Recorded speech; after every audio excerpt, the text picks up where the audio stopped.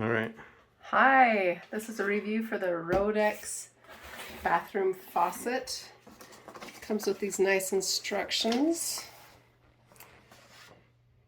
And I'll show you what the faucet looks like. This is the little drain, which I liked. It has I believe it's one of those, yeah, it's one of those pop-up ones. So they just have this protective covering to keep it. Anyway, pretty nice, easier to clean. I think this even comes out so you can get hair and stuff out. The neck is also nice because it's long enough that you can get like a glass under there to get a drink of water or something if you want.